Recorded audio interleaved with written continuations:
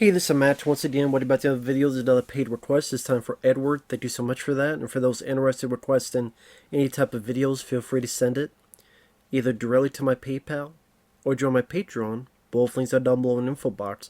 I'll try to get to it as soon as I can. And this is for 2 episodes from season 13, episodes 2 and 5. Both episodes I enjoyed. Episode 2 I thought was fun because it was a nice take on dark comic book movies, because at that time this episode came out, you had Batman Begins in the Dark Knight, you had Watchmen, among others. So it's mainly like the Dark Knight and Watchmen it was kind of poking fun of. So Cartman thinks of himself as a hero based on a raccoon, and crime rate is up, as he puts it, and he's always whispering. Like, they're making fun of the Christian Bale voice, which I appreciate, because I always hated that voice. I always thought that was your cancer voice, cancer man type of voice. Cigarette Smoking Man in X-Files sounded better than Christian Bale. I hate that voice Christian Bale does at Batman. It sounds ridiculous, it sounds silly, it sounds stupid. Apparently the guys who did South Park, they felt the same way, because Cartman makes fun of that. Like, he keeps doing the whisper voice, hey, yeah.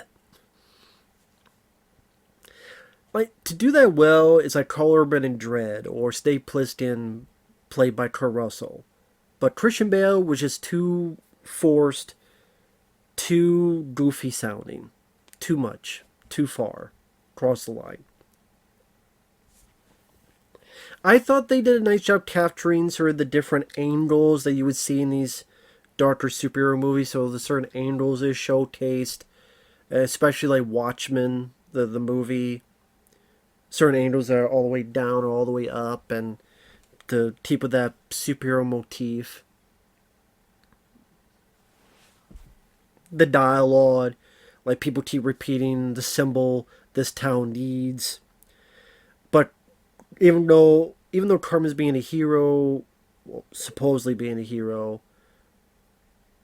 but really, like, there's a guy kissing a girl and they're together, but but Cartman thinks he's someone else, even though he's not. So that's why the cops and the public don't talk about him, don't respect him, don't care about him. But there's another hero, Mysterion, who's also doing the very deep voice. Although he's doing better than Cartman. Once again saying, the symbol this town needs. Being super, super serious. And Cartman doesn't like that, because Mysterion is getting the press, is getting the praise, is getting the love from the cops and the public. Cartman doesn't like that. And he doesn't know who this Mysterion is, so he thinks, is it Kyle, is it Stan, is it this, is it that? So in order to try to figure out and stop it, he gets the help of Professor Chaos. I'm always a fan of having Butters in there, because Butters has become my favorite character in the show. So just to try to make it look or seem bigger like a movie, with, again, the angles and the placements they have the characters, like Professor Chaos and his assistant trying to fight Cartman, and them like really get into their roles, I thought was kind of cute and very humorous. Like during the fight, Cartman will break character and go, "Ah, oh, you little fucker, that hurt," and then go back to character, whisper voice, "Ow, you little fucker, that hurt," and then go back to it. I thought that was a nice bit of business. And so then he, in a way, kind of,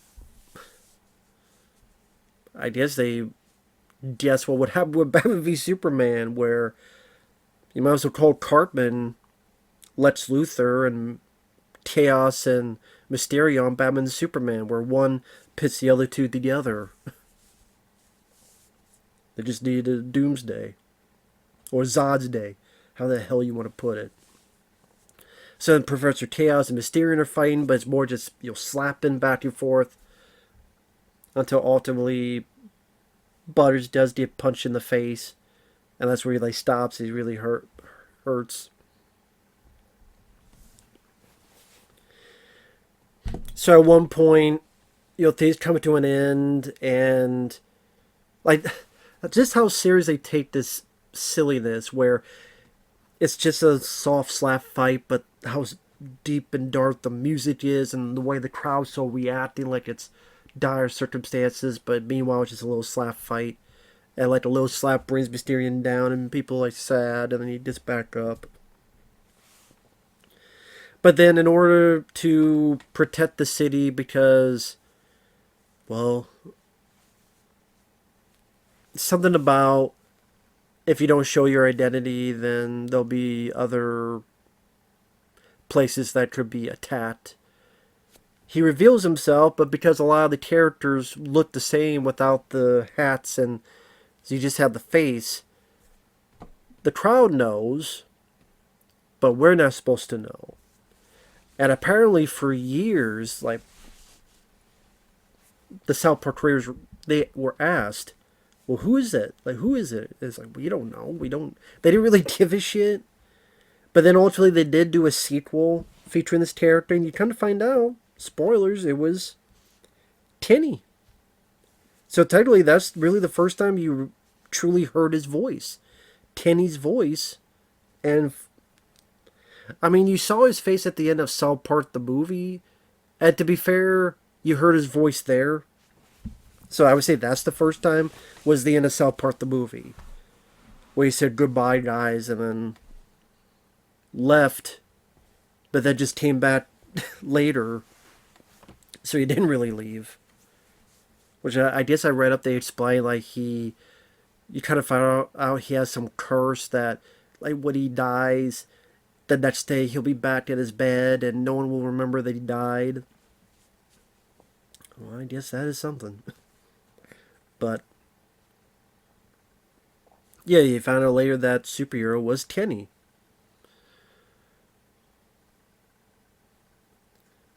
But yes, I thought it was nice they took a little bit of the piss out of the very dark, serious superhero films. I don't know if they did that nowadays and take the piss out of Marvel. If not, they absolutely should. But it should be the opposite, about how no matter what, they're always making jokes. No matter the most serious, most goofy, it could be the most serious moments, they'll do the most goofy things. It could be dire circumstances and millions are ready to die, but then they gotta stop to tell a joke. Again, if they haven't done that, then they should do it. I mean, they should do, like, again, an opposite version of this episode.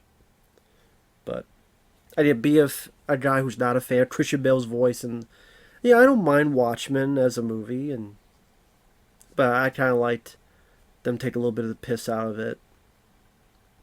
Like I said, always nice to see Butters in there.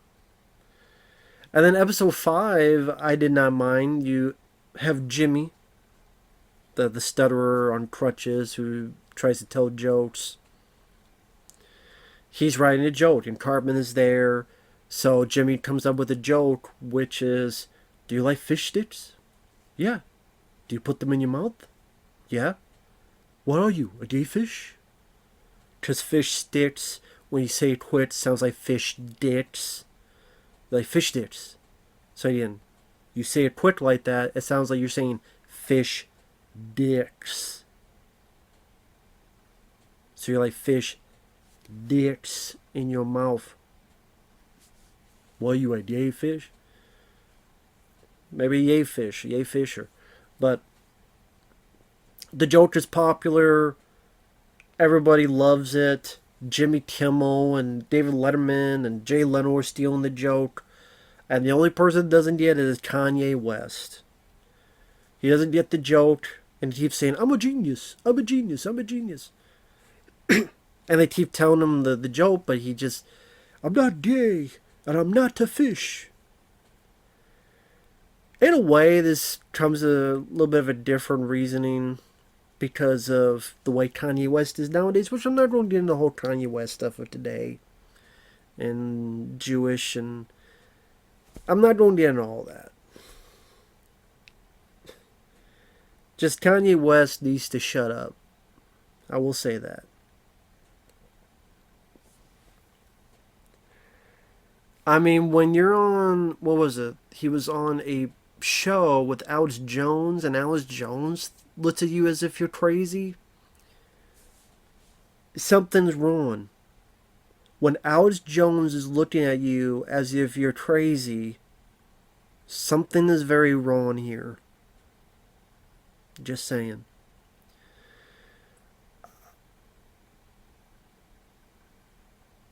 Probably my favorite bit is that Carlos Mencia, he says that he created the joke.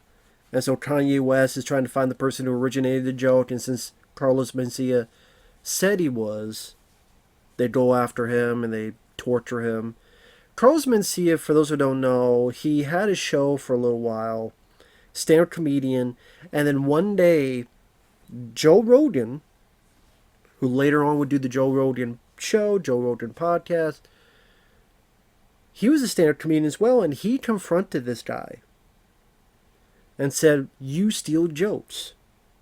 You steal jokes and you tell them as if they're your own. You'll watch people stand up and you'll take their bits and you'll do it for yourself.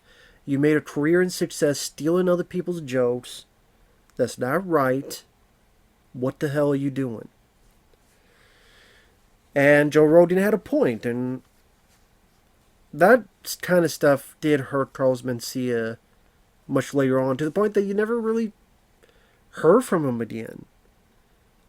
Like, he would continue to work, but you did not hear him as much after that as you did before. So this is a bit of that joke stealing thing, Carlos Mencia. And the way I don't know if it was Matt Stone or Trey Parker, I forget who voiced Carlos Mencia, but the way they make him sound when he's being tortured,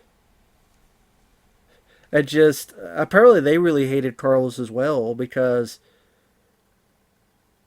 "Oh, come on, man. I have no dick, man. I pissed in a plastic bag, man." They make him sound like fucking Cheech and Chong's did. "What's going on, man? Dave's not here, man." It's like, "Oh, come on, man. I have no dick, man. I pissed in a plastic bag, man." It's just so over the top that I will say it did make me genuinely laugh. Now the rest of the episode, I mean, it's nice to have a Jimmy episode. I like that character, so it's nice to see one focused on him. Felt like it's been a while. Cartman will never get that he's... The whole bit with that is Cartman thinks we need to copyright it, and we split it 50-50. Even though Cartman did nothing to create the joke, but in his mind, in his thought process, he's created this fantasy of how he helped Jimmy, or he came up with the joke. And there's a lot of flashbacks. Well, this is what really happened. Each time gets more and more manipulated, more and more silly, more and more goofy. To a point, there's one where Cartman visualizes that he killed a dragon and saved the day and all this stuff. And Jimmy's sitting there going, you're so sick you can't even understand like what you're doing. And I'm thinking, like, yeah, Cartman's the same guy that made a guy eat his own parents. I think Cartman is pretty fucked up. And then it ends with, like, Kanye still not getting the joke, and he's like, "I'm going to accept who I am, that he's gay and he's a fish." Because I guess people kept calling him a gay fish because he didn't get the joke. So he jumps to the ocean, he keeps humping big fish, and goes on his way. I'm trying to think what Kanye West did at this point to get the ire of the South Park guys, but like I said, I like some of the guys' music, but the more stuff that guy says, the more you're like, I can absolutely see and get why people make fun of him. The more stupid stuff Kanye West says, the more you just go, I still can't get over the fact when that one artist won her award, her musical award, and Kanye West had to take the spotlight away from her and be like, I mean, shit, sit the fuck down and shut the fuck up, Kanye. Talk about a toast for the assholes. You're the biggest one. Fucking dumbass. Double dumbass on you. So like I said, I like seeing Jimmy in the spotlight. Them making fun of Kanye West and Carlos Mencia. I didn't mind. Although, I wonder how many people now remember Carlos Mencia compared to back then. Probably still some do, but I would not be surprised at some people who don't. But the Carlos Mencia stuff, did make me laugh. I didn't like it as much as the comic book poking fun of that season 13 episode 2. I would say I like that more, but this has some humor stuff in there. So, take that for what you will. But with that said, thanks for watching. Thanks once again, Edward, and we'll see you guys later. Bye-bye.